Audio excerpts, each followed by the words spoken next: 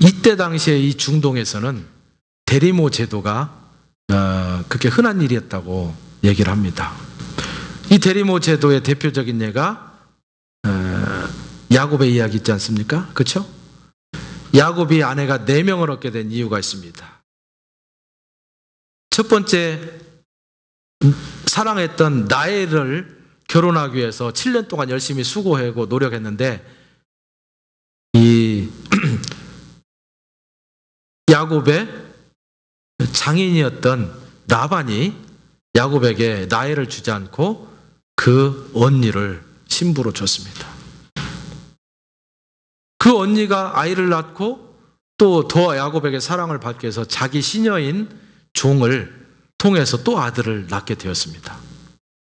7년을 열심히 일하니까 라반이 둘째 딸인 라헬을 야곱에게 또 아내로 주었습니다.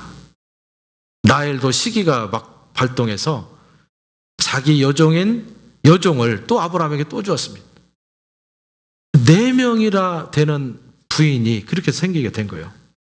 왜 그러냐면 더 많은 자녀들을 얻기 위해서, 대리모를 통해서 자녀를 더 많이 생산하는 것이 이때 당시에는 큰 복이라고 생각했고, 그리고 그 복을 더 받는 부인들이 더 받을 것이라고 생각하기 때문에 대리모를 더 이렇게 만들게 되는 역사적인 전통이 있었습니다. 그런데요, 중요한 것이 있습니다. 그때 당시에 중동에서 대리모 제도가 일반적인 상식이었다 할지라도 아브라함과 사라가 하나님께서 너를 통해서, 너 부부를 통해서 낳게 할 자녀를 통해서 민족을 이루게 하겠다라고 하는 그 말씀을 이루는 방법으로 대리모 제도를 가져오는 것은 믿음이 없는 행동이었다라고 하는 사실입니다. 이 부분에 대해서 우리가 좀 민감하게 생각할 수 있어야 된다고 봅니다. 하나님께서 저와 여러분에게 다양한 종류의 약속과 복을 주셨다고 저는 믿고 또 그렇게 생각을 합니다. 그 어떤 한 사람에게도 하나님께서는 복을 주시겠다고 약속하지 않은 적이 없습니다. 내 귀로 듣지 않았다 할지라도 여러분이 말씀을 쭉 읽다 보면 이 말씀의 축복이, 이 말씀의 능력이, 이 말씀의 은혜가 바로 나에게 주신 것이구나 하는 것을 여러분이 깨달을 때가 있습니다. 하나님께서는 말씀을 통해서 여러분 각자에게 약속하시고 복을 주시겠다고 그렇게 말씀하셨습니다. 때로는 내 민족을 떠나서 다른 나라에 살 때조차도, 때로는 내가 경제적으로 핍절할 때조차도, 때로는 내가 가정적인 문제로, 직장의 문제로, 사람 관계의 문제 때문에 어렵고 힘들고 낭만 가운데 처해 있다 할지라도 하나님께서는 그 상황과 전혀 상관없이 하나님께서 약속하신 것들을 우리 가운데 끝내 주시겠다고 지금도 말씀하고 계신다고 하는 사실입니다. 그런데 문제는요, 우리는 그것을 기다리지 못합니다. 때로는 5년을 기다렸습니다. 10년을 기다렸습니다. 15년을 기다렸는데도 결과가 나오지 않습니다. 우리의 어려움은 계속되고 우리의 마음은 고충스럽고, 이거 내가 이렇게 살만한 가치가 있을까?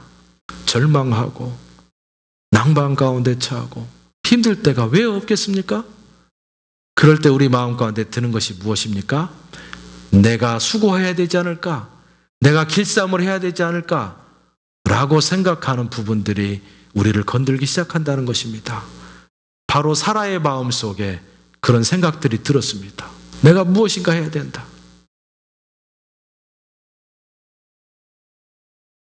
그런데요, 어떤 때는 우리가 하나님의 방식대로 하지 아니하고 내 계획대로 무엇인가 했을 때 때로는 그것이 잘 되어지는 것처럼 보여집니다.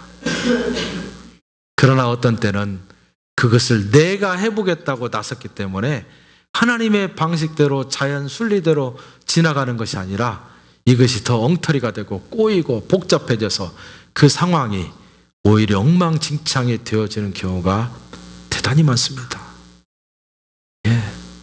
저도 캐나다에 살면서 제가 몸으로 체득하고 실질적으로 눈으로 보면서 그 하나님의 뜻이 아닌데 사람들은 그것이 하나님의 뜻이라고 생각하고 그것을 택했구나.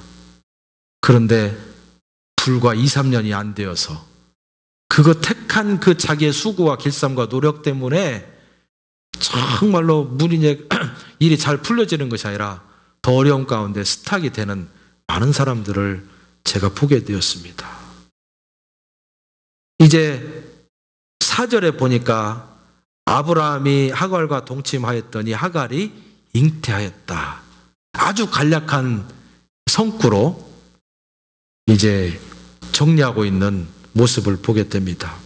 근데 문제는요, 그 순간 잉태가 되었기 때문에 뭔가 이제 잘 되어갈 것 같다 하는 느낌을 받았을 수도 있다 생각이 됩니다. 그러나 얼마 가지 못해서 인간의 수고와 노력과 길쌈은 잘못된 결과를 동반한다고 하는 것을 우리가 뼈저리게 느끼게 됩니다.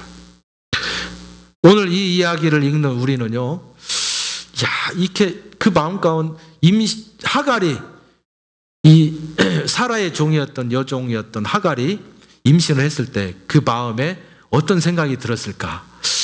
이렇게 아마 우리가 상상해 볼 수 있으리라고 생각합니다. 여러분, 하갈은요, 아브라함의 자녀를 잉태했을 때 사실은 신분이 변화되는 것을 느꼈으리라고 생각합니다. 그 전에는 어땠습니까?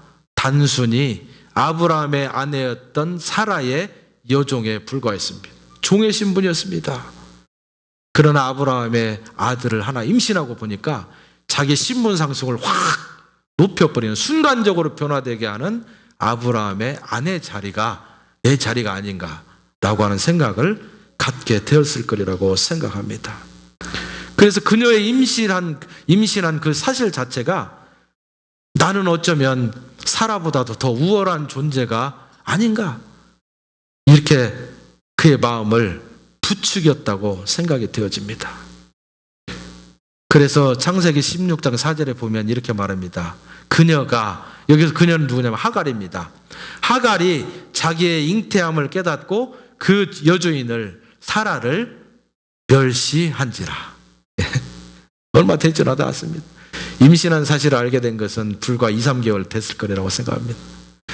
2, 3개월 전에 자기의 방식대로 하나님의 은혜를 받아보겠다고 결심한 사라의 잘못된 결단 때문에 2, 3개월 후에 결국에는 자기 종이었던 하갈로 인해서 이 사라는 이제는 멸시를 받게 되는 상황이 되었습니다.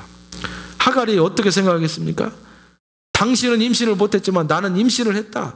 당신은 평생에 한 번도 경험해 보지 못하는 아브라함의 사랑을 나는 지금 느끼고 있다. 생색을 내면서 사라를 조롱하지 않았을까, 이렇게 생각을 해봅니다. 여러분이 혹시 줄리 앤 줄리아라고 하는 영화를 보신 적이 있는지 모르겠습니다. 머릴 스트립이라고 하는 여배우가 줄리아 역을 했습니다. 이 두 부부가 파리의 어떤 가로수가 쭉 있는 공원에 둘이 팔짱을 끼고 아주 신나고 재밌게 걸어가고 있었습니다. 그런데 맞은편에 어떤 한 부인이 유모차를 끌고 아이를 밀고 오는 장면이 나옵니다. 그 옆을 싹 지나가던 이 줄리아가 그 아이를 바라보면서 갑자기 그 얼굴에 그늘이 쫙 펴집니다. 자기 남편의 팔짱을 끼고 폴짝폴짝 뛰면서 행복해했던 그 얼굴이 순간적으로 어둠의 빛으로 비춰지는 장면이 나옵니다. 하지만 팔짱을 끼고 가던 그 남편이 그 팔짱을 꼈던 그 아내의 손을 살짝 잡아서 끌어올려서 자기의 입술에 대고 키스를 하고 그 아내의 등을 토독토독 도닥이면서 위로하는 장면이 나옵니다. 불과 몇 초 아니면 몇 분 사이의 이야기입니다. 여러분, 이 장면을 보면서 우리는 많은 것들을 깨닫게 됩니다. 임신하지 못하는 한 여인이 아이가 지나가는 것들을 바라보면서 그 마음에 여러 가지 생각들이 팍 스쳐 지나갑니다. 비통함과 절망과 그 아이에 대한 갈망하는 마음, 너무나 많은 마음들이 자기 어깨를 누르기 때문에 얼굴이 순간적으로 어두워집니다. 그러나 남편은 그것을 눈치채고 그 아내를 위로하기 위해서 따뜻한 액션을 취하게 됩니다. 이 그림을 바라보면서 사실은 우리가 하나님의 뜻을 바라보고 하나님의 뜻을 기다리고 있는 동안에 부부가 함께 그 일을 기다리고 있는 동안에 둘 중에 하나는 먼저 지치게 되어 있습니다. 그래서 먼저 지친 사람이 아이디어를 반짝대면서 이렇게 하면 될 것이다 라고 상대방에게 얘기할 수가 있습니다. 그럴 때 어떻게 하시겠습니까? 상대방은 맞아! 한번 우리가 그렇게 해보는 게 어떨까? 믿음의 궤도를 벗어나서 인간적인 생각으로 들어간다면 그 가정은 머지않아서 분명히 그 결정 때문에 또 다른 시련을 겪을 수 있다고 하는 사실을 우리가 생각해야 됩니다. 한쪽에서 그 얼굴에 어려움이, 근심이 탁 스쳐 지나갈 때 다른 한쪽에서 그걸 위로하고 격려하고 다시 한번 기다려보자 라고 하고 얘기할 수 있는 상황도 있지 않을까 생각합니다. 이게요, 성경적인 이야기나 영화 얘기뿐만 아닙니다. 제가 알고 있는 한 부부가 있는데 결혼 10년이 됐는데 아이가 없어요. 저희 집에 놀러 올 때마다 우리 아이들이 위아래로 뛰고 다니면서 그렇게 시끄럽게 하면 저는 시끄러워 죽겠는데 그 남편은 우리 아이들에게 시각이 고정됩니다. 그 옆에서 바라보고 있는 아내의 얼굴은 아주 무거워집니다. 그렇게 생각하면서 한 남편이 아무 의미 없이 행동하는 자기의 그 마음에 즐거움을 향한 눈짓이 한 사람을 힘들게 할 수 있다는 것을 우리는 기억할 필요가 있다는 것입니다.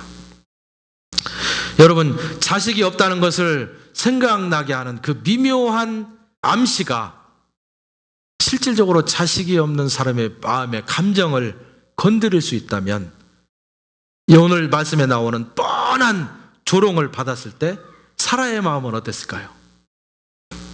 성경에 보면요, 사라의 마음이 경로했다고 했습니다. 그래서 하갈을 막 학대하기 시작했습니다.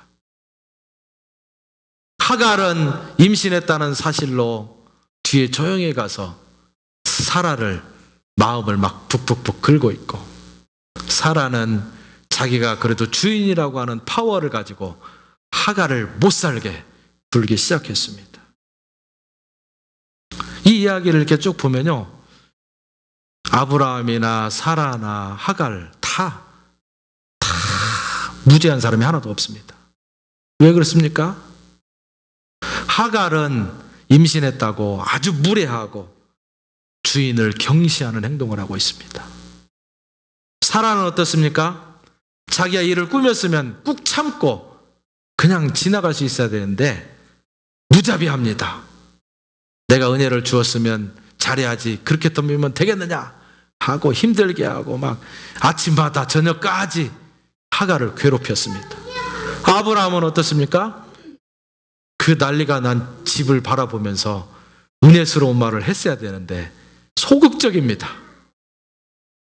두 여자가 집에서 싸우고 있으니까 아브라함이 아침에 일어나서 도시락 싸가지고 저기 나가가지고 도시락 까먹으면서 아이고 내 팔자야 집에 안 들어오는 거예요. 말하자면 자기가 해야 되는 적극적인 행동을 도외시하고 무시하는 것입니다. 다른 말로 하면 소극적인 태도입니다. 네거티브한 접근. 이 중에서 누구 하나가 하나님의 뜻대로 반응하는 사람이 지금 없습니다. 왜 그렇습니까? 하나님이 우리에게 주시고자 하는 그 약속의 은혜를 기다릴 때 때로는 우리는 감내해야 되는 그것이 있다는 것입니다. 그런데 참지 못하고 인간의 생각으로 내가 해보려고 하고, 다른 말로 하면 내가 길쌈을 하고 내가 노력을 하다 보면 순리대로 가지 않는 부분 때문에 우리가 다 힘들게 된다는 것입니다. 한 사람이 결정을 잘못하면 그 사람에게 연결되어 있는 모든 사람들이 결국에는 죄인의 길에 들어갈 수밖에 없는 상황이 될 수도 있다는 것을 우리는 잘 생각해야 됩니다.